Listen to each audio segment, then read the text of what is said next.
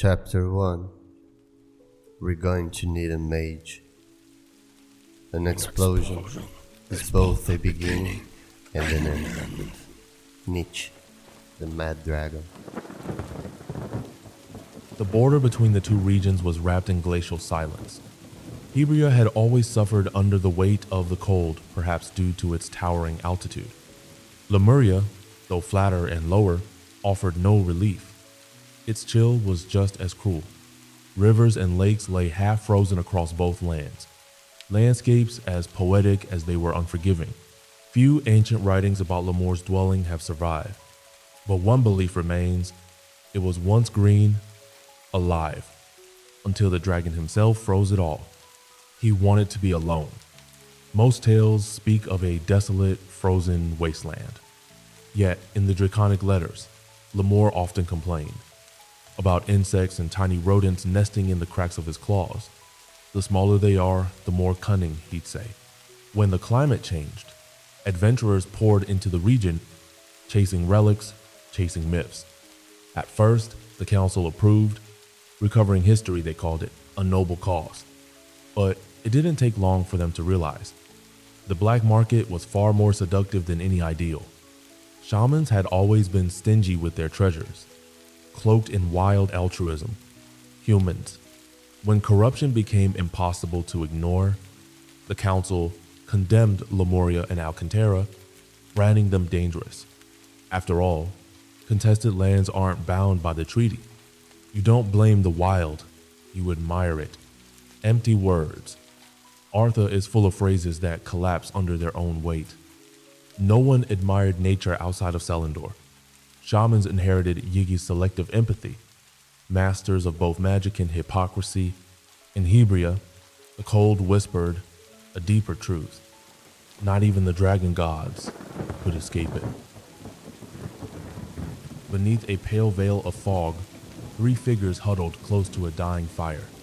A massive brute carved from pure muscle, a slender spellcaster, and a girl barely into her teens. She couldn't have seen 15 winters yet. The warrior and the girl looked frightened, and rightly so. Few survived magical explosions of that magnitude. But the giant, he seemed more afraid than concerned. The contrast between his strength and his doubt was painful, especially to himself. He tried to mask it, but even his questions carried the stench of unease.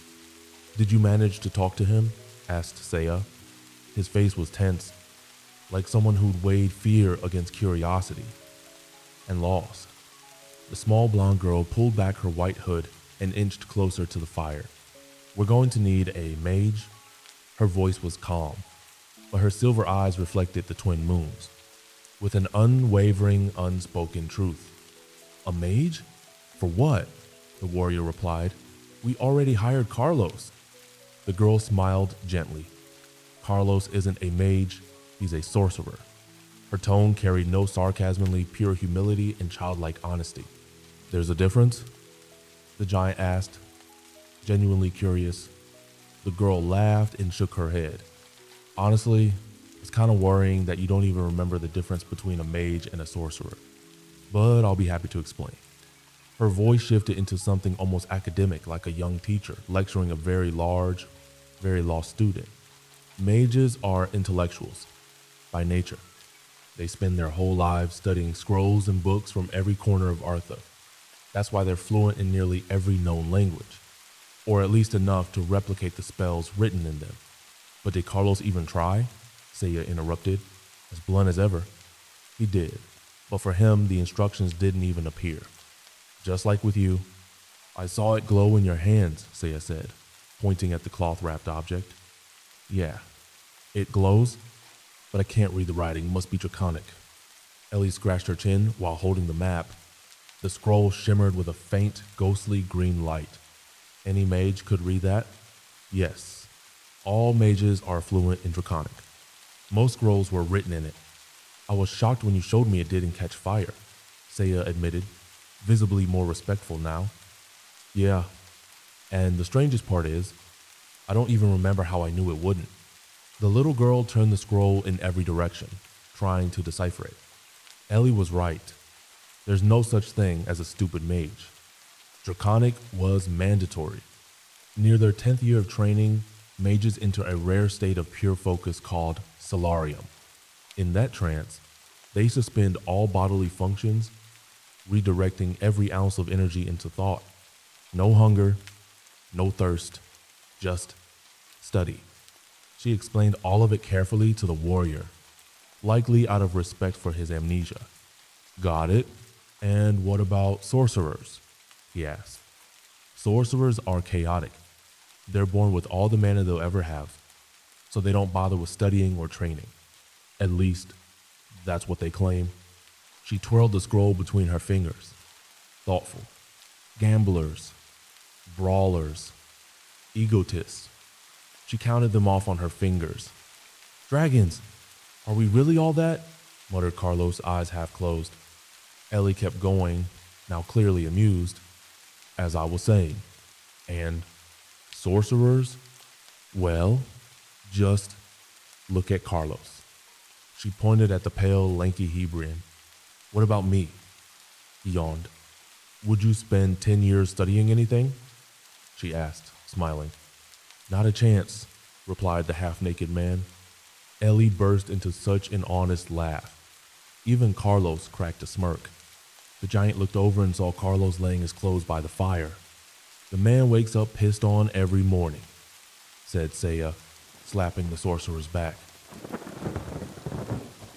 Exactly, added the girl, covering her mouth as she giggled. A rough voice interrupted them. I heard you talking about mages, but you forgot the best part. They're all a bunch of assholes. Carlos had woken up. His voice was laced with bitterness and a faint trace of drunkenness. They'll do anything to improve their magic. Step on anyone. Break any neck. He stood, wobbly, and stared at the two. Tell me I'm wrong. Have either of you ever even seen a real mage? The girl didn't remember much, and what little she did barely served as reference.